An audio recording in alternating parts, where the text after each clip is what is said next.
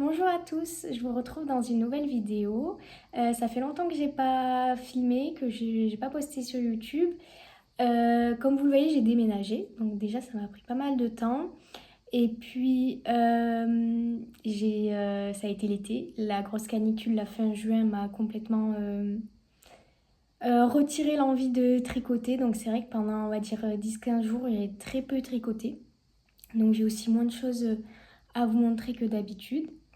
Mais là, l'envie revient petit à petit, sachant qu'il fait toujours très chaud. Là, dans mon appartement, il fait 29. Bon, vous voyez à l'envers. Il fait 29, j'ai très chaud. J'ai éteint le ventilateur pour ne pas qu'il y ait trop de bruit. Mais c'est vrai que j'ai vraiment très chaud dans mon appartement. Donc forcément, l'envie de tricoter se fait plus rare. Voilà. Mais j'ai quand même quelques trucs à vous montrer. Donc voilà. On va commencer avec mes projets terminés. Donc, je vous en ai parlé dans la précédente vidéo.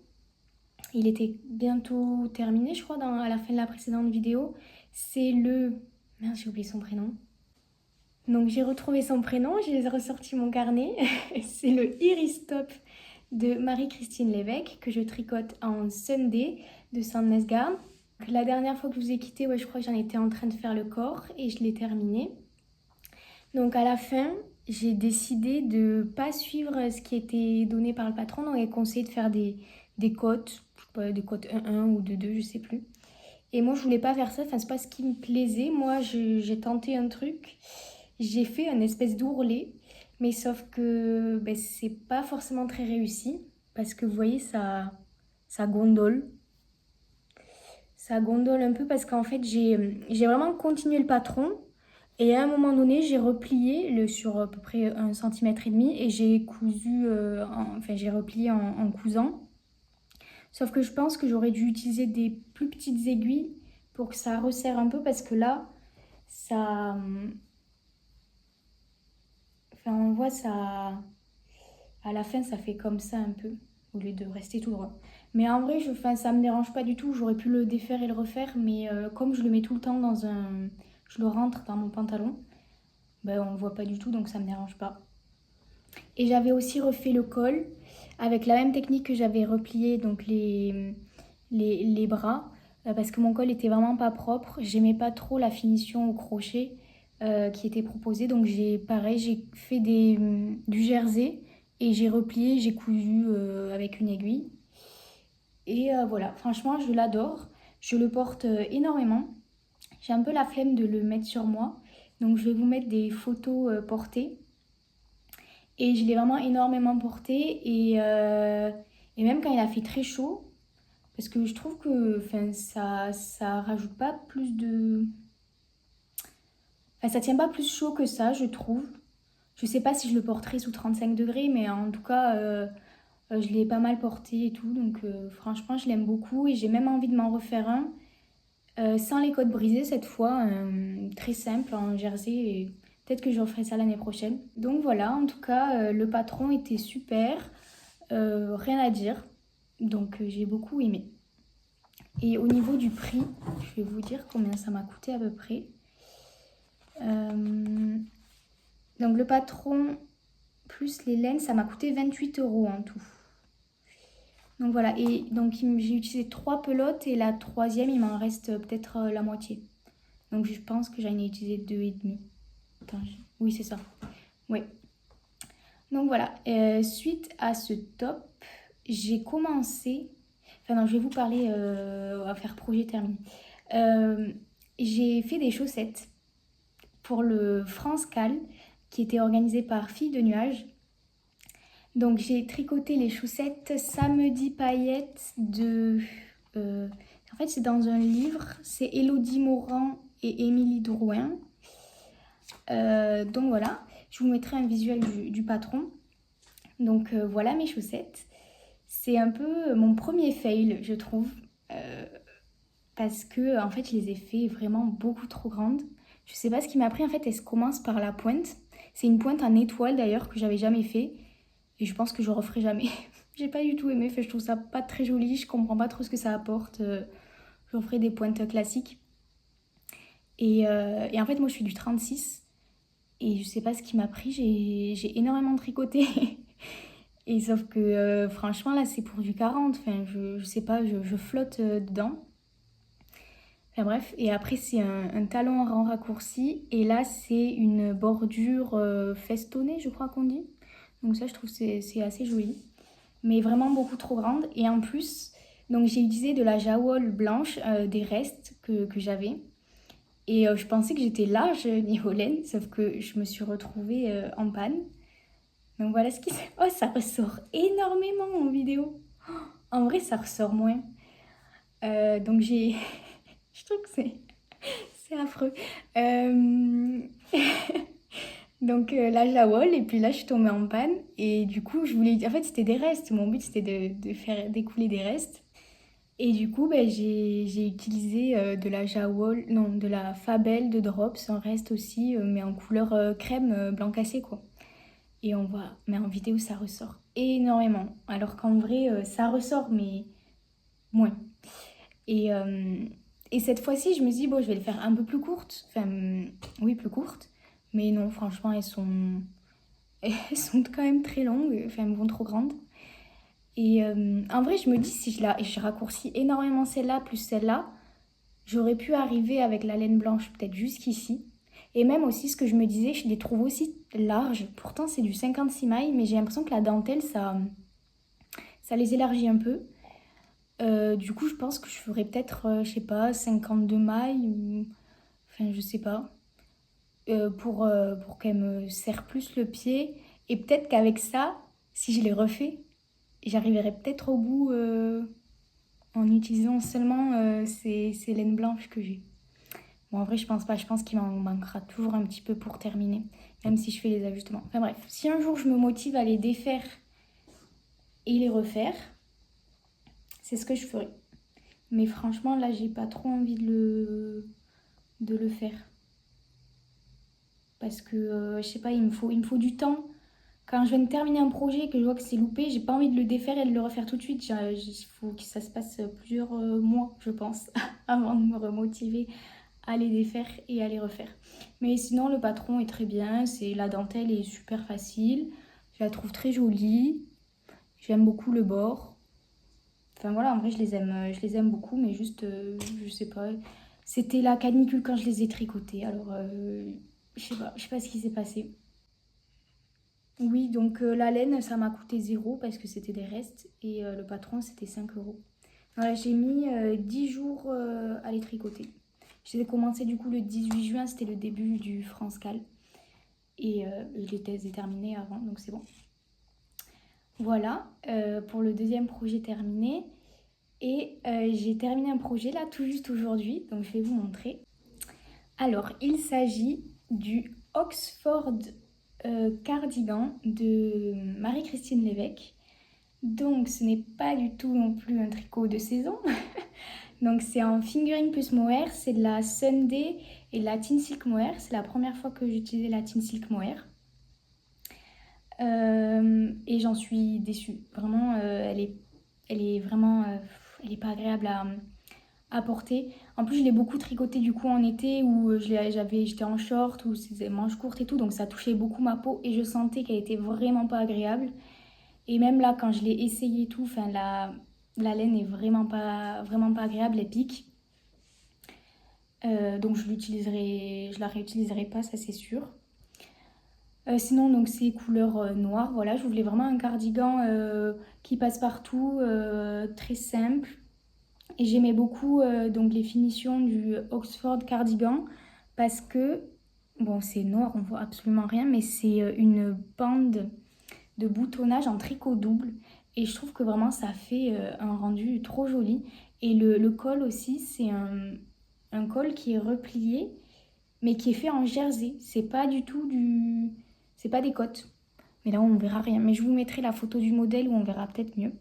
Et du coup, j'aimais beaucoup les finitions. Et c'est pour ça que j'ai choisi ce modèle-là.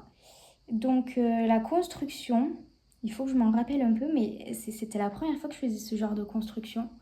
Donc on montait le dos, on tricotait, je sais plus combien, on tricotait pas mal.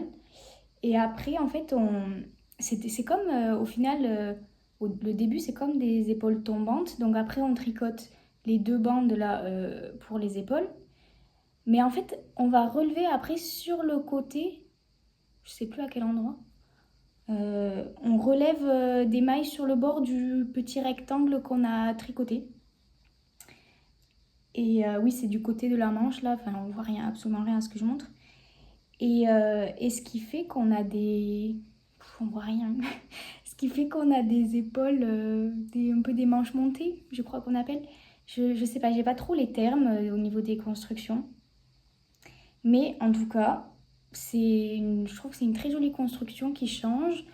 Et c'est vraiment le style que je voulais. Donc je suis très contente. Et après, très simple, là c'est du jersey. Et c'est à la fin qu'on va faire les boutonnières du coup et le col. Et moi j'ai fait plus de diminution. Enfin ça se voit pas trop, mais il n'y a pas beaucoup de diminution. Moi j'en ai fait un peu plus sur les manches parce que j'aime pas quand elles sont trop larges les manches. Et voilà, et les boutons, je les ai achetés chez Callison à Aix. Et j'aime beaucoup. Voilà, je trouve qu'ils vont très bien avec. Donc voilà, j'en suis contente, mais en fait, enfin j'en suis contente. À la fin du projet, j'en étais contente et après, je l'ai bloqué. Et il s'est vachement agrandi au blocage. Ce qui fait que les manches, maintenant, elles me vont trop grandes. Enfin, encore, en vrai, les manches trop grandes, c'est pas trop dérangeant. Elles m'arrivent peut-être à la moitié de la main, quoi. Enfin, bon, c'est pas le plus pratique, mais ça va, c'est pas trop dérangeant. Mais en fait, le truc, c'est qu'il a pris beaucoup d'ampleur d'aisance positive. Donc, je l'ai mesuré. Je l'ai pas mesuré avant le blocage, mais je l'ai mesuré après. Il faisait 92 cm. Et en fait, il correspond à la taille S, sachant que j'ai fait la taille XS. Donc, je suis assez déçue. Parce que je voulais quand même... je voulais pas un truc un peu oversize. Je voulais vraiment un truc, enfin pas non plus d'aisance négative, mais un truc un petit peu plus fité. Donc je le trouve un peu trop grand, trop large. Pareil, je pense que je vous mettrai des photos portées parce que là, j'ai vraiment pas la foi de le passer. Mais ouais, je suis un peu déçue du fait qu'il soit un peu trop grand pour moi. Mais en vrai, c'est pas grave, ça m'empêchera pas de le porter. J'espère juste aussi que la laine, elle va pas trop me piquer, me déranger. Voilà. Après, ça se tricote aussi en 4,5. Ça, moi, je trouve que franchement, avec un peu de recul, je pense que j'aurais fait du 4. Vous voyez, le truc, il est... Enfin, le truc... C'est quand même assez... pas déjaugé, mais c'est pas hyper dense. Ce qui fait que si je porte un t-shirt blanc en dessous du gilet, on va voir que j'ai un t-shirt blanc. Et donc voilà, il faut y penser. Et je pense du coup, en sachant qu'il s'est beaucoup agrandi au blocage et que c'est pas hyper dense, je pense que j'aurais pu le tricoter en 4. Et comme ça, il aurait été aussi plus petit. Sinon, au niveau de la laine, j'ai utilisé... mince, j'avais acheté quoi déjà? Il faut que je vérifie. J'ai acheté 4 Sunday. Il me reste ça de la 4e, donc je pense la moitié. Et la Teen Silk Mohair, j'en avais acheté 5. Il m'en reste une entière, plus, je sais pas, on va dire un quart de la dernière, un tiers. Sachant que j'ai suivi les recommandations du patron, c'était d'ailleurs la laine recommandée par le patron. Et donc j'en ai eu trop. Après moi je raccourcis toujours le corps comme je suis plus petite. Les manches elles sont aussi plus courtes que préconisées. J'ai utilisé 6 boutons alors que je crois qu'elle en met 7 du fait que je les ai... qu'il est plus court. Mais en même temps au blocage il est un peu allongé. Donc voilà. C'était tout. Le patron, enfin c'est très simple. Là c'est que du jersey. Il n'y a rien de fou. Mais je suis très contente d'avoir un basique comme ça que je vais pouvoir pas mal porter cet hiver. Parce que là jusqu'ici j'avais fait 2 cardigans en tricot, un rose et un lilas clair. Et j'avais pas du coup de trucs un petit peu plus basiques. Donc je suis très contente d'en avoir fait un. Et je suis très contente de l'avoir fini parce que vraiment à la fin c'était... je l'ai depuis... je crois que je l'ai commencé mi-juin, juste avant de commencer les chaussettes. Et Et vraiment, j'en avais marre parce qu'il me tenait trop chaud quand je le tricotais et tout. Vraiment, je voulais vraiment le terminer. Et depuis, j'ai commencé un nouveau tricot. J'ai commencé hier soir, du coup, je vais vous montrer. Alors, il s'agit des chaussettes... comment elles s'appellent? Les chaussettes piment de Charlotte Stone. C'est... Dans le livre, elle appelle oui, les chaussettes épicées. J'imagine qu'en anglais, elle doit appeler ça Spicy Socks. Donc, c'est celle-ci, je vais vous montrer. Je suis bête, d'habitude, je vous mets les visuels de toute façon. Voilà, et je les ai castonnés du coup hier soir, et j'en suis là. Et c'est la première fois que j'utilise des mini circulaires. En fait, je les avais achetés il y a un moment, et je les avais essayés une fois, et j'avais pas aimé. Mais franchement, j'avais essayé 2 secondes aussi, je sais pas pourquoi, j'avais pas du tout persévéré. Mais c'est aussi parce que je peux pas monter mes mailles dessus parce que je fais la plus petite taille et quand je monte mes mailles, ça passe pas sur les petites circulaires. Du coup, là, j'ai fait les côtes en Magic Loop. Et après, quand je suis passée au jacquard, j'ai utilisé les mini circulaires. Et pour l'instant, ça va. Je pense que c'est pas l'expérience de tricot la plus agréable, on va dire. C'est quand même... je sais pas comment vous faites pour être hyper agréable sur des mini circulaires, mais moi, c'est quand même... j'y arrive, mais c'est pas très agréable. Ça me fait assez mal aux mains. C'est vraiment très très petit. Les aiguilles, c'est ça quoi. C'est tout petit. Et en même temps aussi, j'ai l'impression de ne pas avoir assez de mailles. Et du coup, ça tire sur le câble. Ou alors, je sais qu'il existe des mini circulaires où il y a l'aiguille de droite qui est plus courte pour permettre de plus facilement piquer sans tirer toutes les mailles. Je sais pas si j'ai envie de m'en acheter. Enfin, je pense que ce serait plus facile dans le sens où du coup ça tirait moins, mais du coup on raccourcit encore plus l'aiguille, sachant que je suis vraiment pas à l'aise sur déjà les petites aiguilles comme ça. Du coup, je sais pas si vraiment ce sera agréable pour moi. En tout cas, pour l'instant, ça va. Ce qui est bien, c'est que ça va beaucoup plus vite, quoi. On n'a pas à changer les aiguilles comme en Magic Loop. Et en plus, là, j'utilise donc ma bague à jacquard.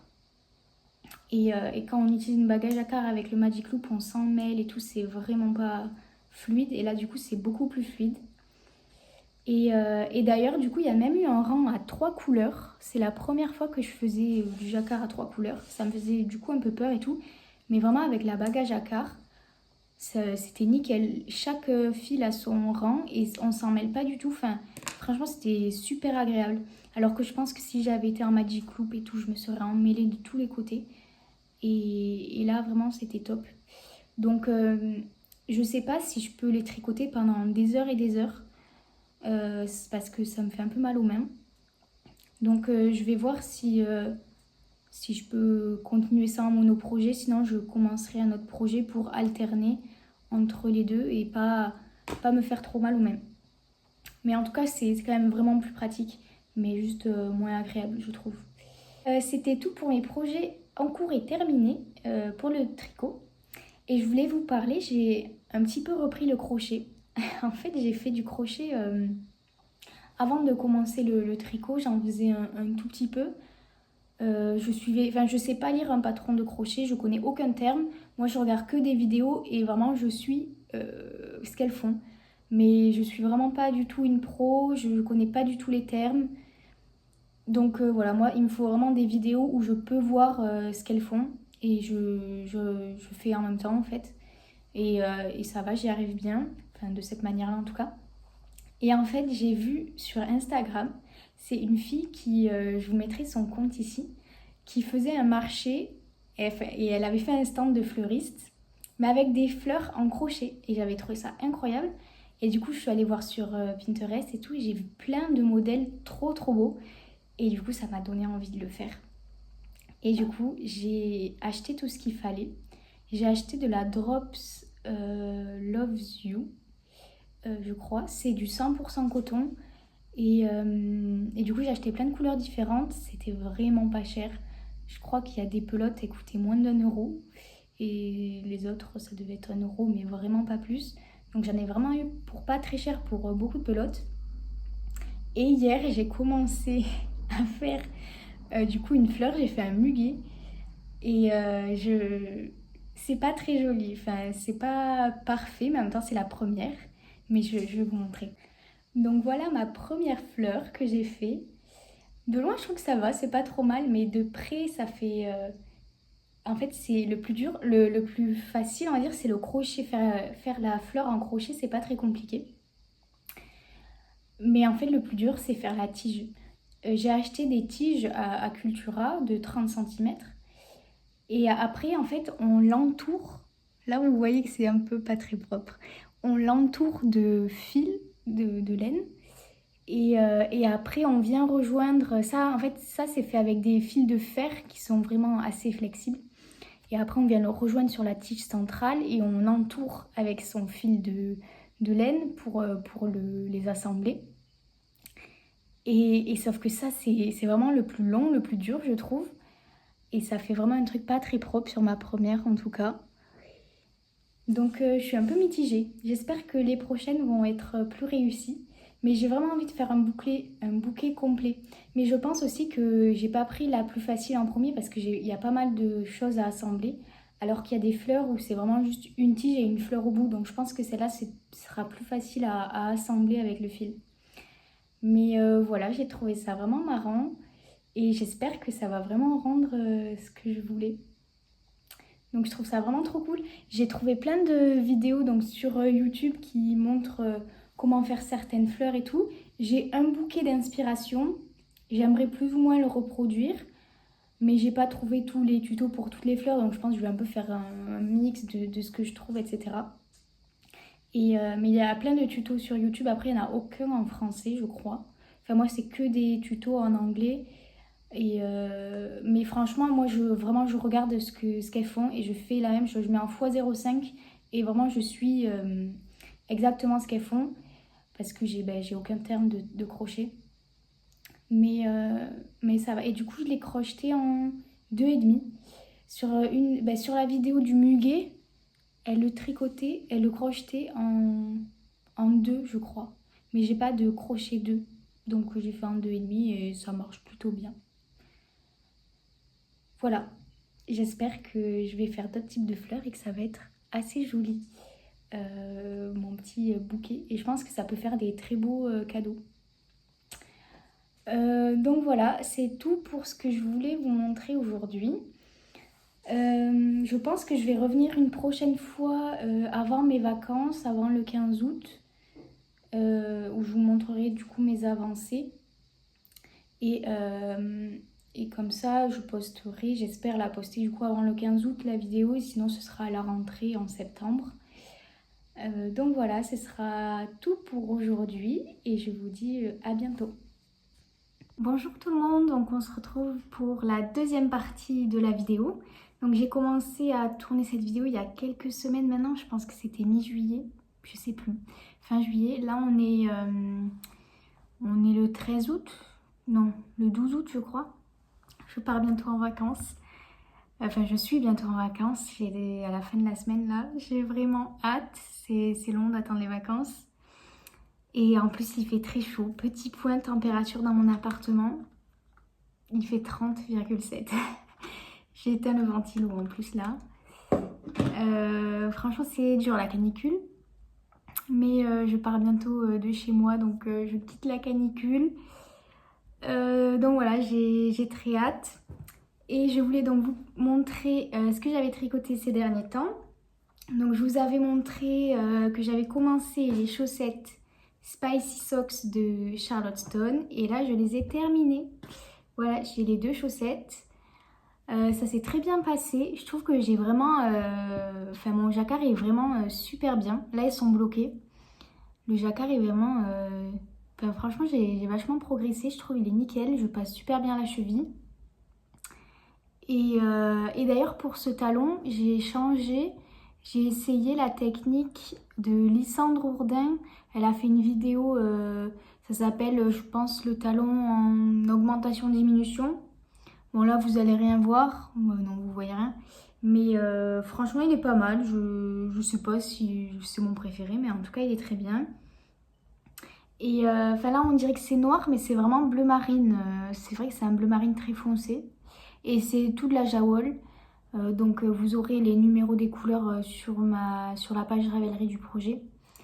Et voilà, j'en suis très contente. Pour la fin, en fait, c'est un peu compliqué parce qu'on ne peut pas couper un morceau de piment. En fait, le but, c'est quand même d'avoir une répétition entière. Donc moi, je fais un 36. Et en fait, à la fin, elle propose pour une 3-4 lignes de jacquard avec un espèce de petit motif un peu comme ça, je crois, je me rappelle plus. Et ce qui fait que si vous avez une pointure supérieure à la mienne, vous pouvez rajouter ces petits motifs de jacquard. Et comme ça, vous faites pas une répétition. Il y a un cheveu.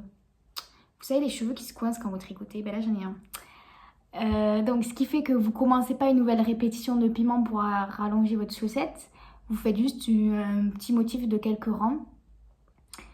Et donc voilà, que moi j'ai pas fait pour que ce soit à ma pointure. D'ailleurs, je viens de me rappeler que ces chaussettes, j'ai galéré à les terminer. Ma dernière... donc j'avais fini ma première chaussette et j'étais à la fin de la dernière chaussette sur la pointe. Et je faisais que me tromper, je crois que je l'ai refait 3 fois.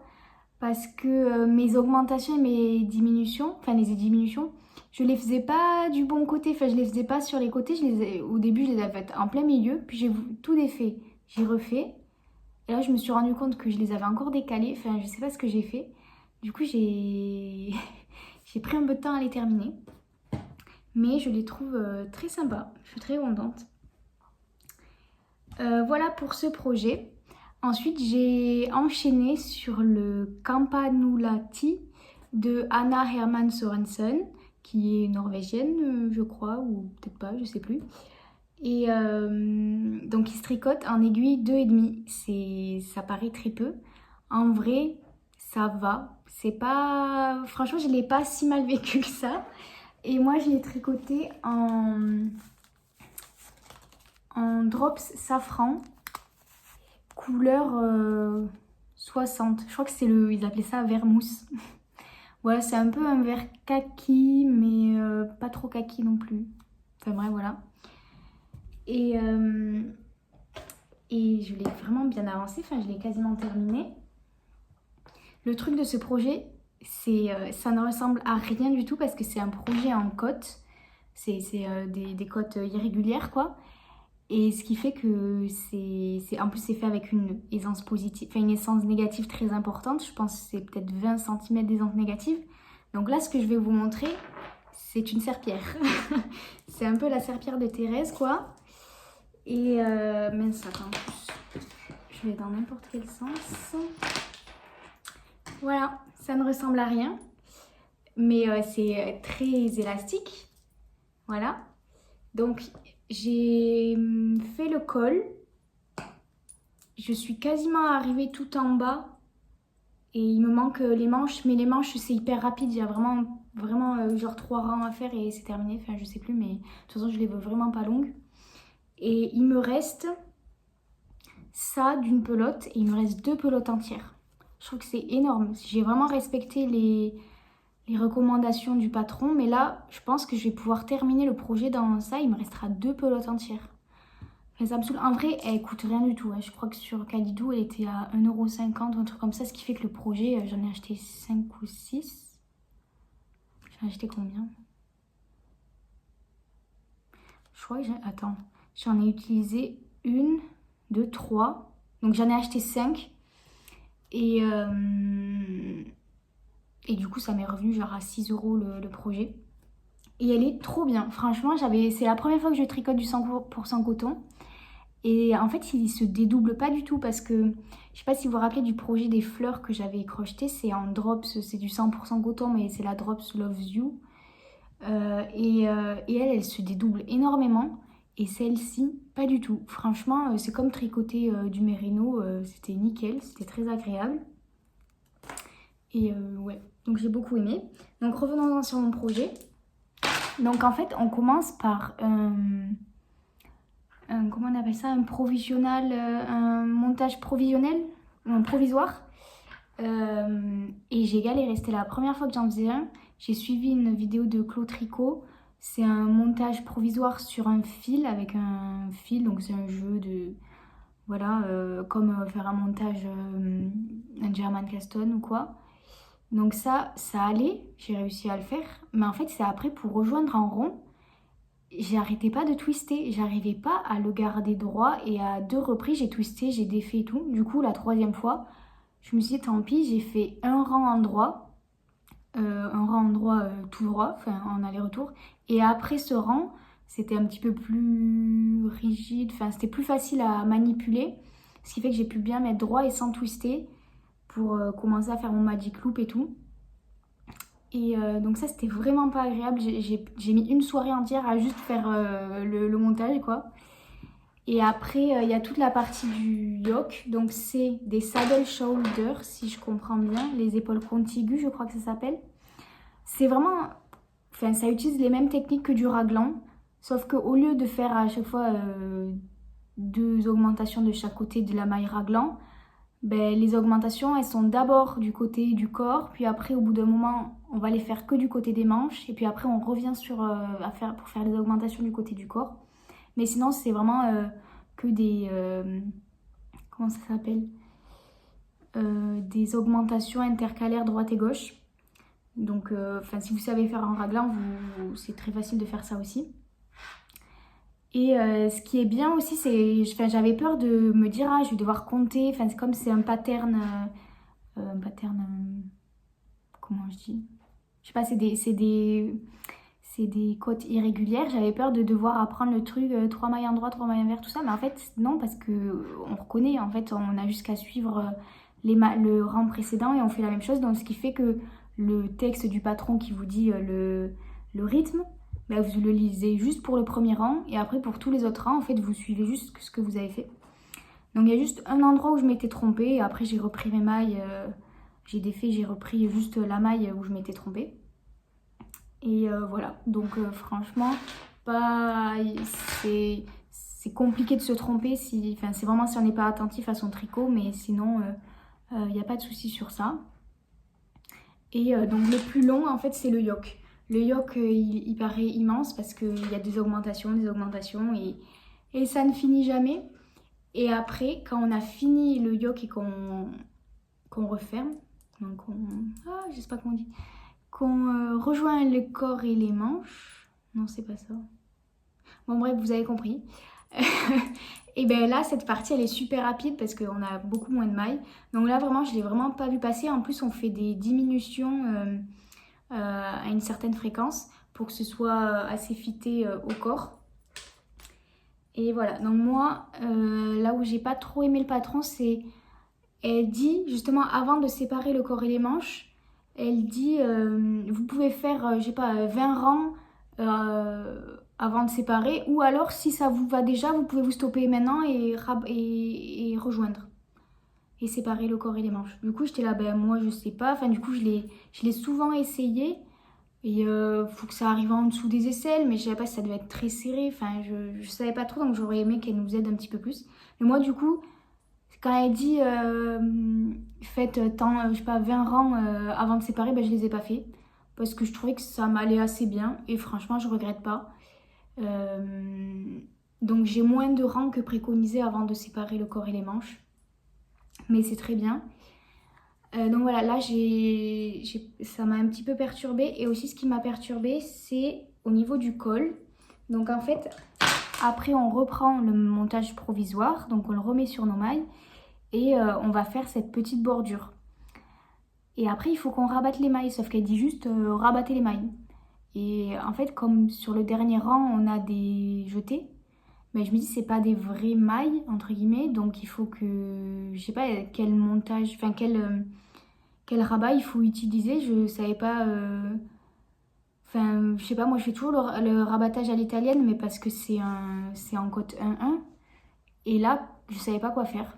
Du coup, j'ai regardé sur Ravelry si des gens disaient quel rabat ils faisaient et tout, je voyais rien. Du coup, j'ai fait un rabat classique, vraiment le premier qu'on apprend. Je sais pas comment il s'appelle, mais celui où on tricote 2 mailles et on rabat la deuxième maille sur la première. Vraiment le rabat classique. Franchement, c'est pas trop mal. Faudrait que je le passe pour vous montrer en vrai, mais j'avoue que j'ai la flemme, il fait super chaud. Non, en vrai, je vais vous montrer parce que là, il ressemble vraiment à rien alors que franchement, il est super joli. Donc, je vais le passer. Donc voilà, je l'ai passé. Donc les manches sont pas finies, hein. Il y a peut-être des fils qui dépassent. Le col, je suis un peu déçue. En fait, quand on regarde les projets Ravelry, je trouve que ce top est vraiment bizarre. Il y a des photos où, par exemple, le yoke est super long, ou le col est super haut. Enfin, il y a vraiment des variations énormes entre deux réalisations de personnes. Du coup, je me demandais vachement comment moi ça allait ressembler. Surtout le col, du coup. Parce qu'il y a aussi des cols qui ont l'air super épais, je sais pas pourquoi. Moi, mon col a l'air assez fin. Mais je me dis, c'est peut-être la technique du rabat, je sais pas. Puis là, il se place pas très bien, je trouve. Après, je pense qu'au blocage, je pourrais faire des trucs. Mais au final, aussi, je pourrais... En fait, il y a plusieurs moyens de le porter. Genre, je pourrais le mettre là. Je pourrais aussi le mettre super haut. Enfin, comme il est très élastique, il est très malléable. Et on peut le mettre... il se place un petit peu comme on veut, du coup. Et je sais pas, je suis pas à 100% fan de l'encolure. Comment, je sais pas si c'était la meilleure méthode à faire pour ce patron. Enfin, je sais pas. Mais après, ça va, il me plaît quand même. J'espère juste qu'au blocage, ça va bien se placer. Enfin, j'ai l'impression que ça ressort un petit peu. Je sais pas. Et après, au niveau du corps, j'en suis là. Donc, j'ai quasiment fini. Je vais encore faire quelques rangs.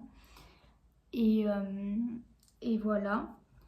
Sinon, oui, du coup, ce projet, il faut vraiment l'essayer avant de se stopper parce que il paraît long en fait, mais quand on le met, comme il s'étend en largeur, ben, il raccourcit vachement. Donc, avant de rabattre les mailles, il faut vraiment l'essayer pour être sûr de sa longueur. Donc voilà, en tout cas, je trouve très joli. J'espère juste que le col va bien se placer. J'ai hâte de faire les manches aussi. J'ai hâte de l'avoir terminé. Et voilà pour ce projet. Sinon, je vais vous remontrer, enfin vous reparler des fleurs que j'avais crochetées.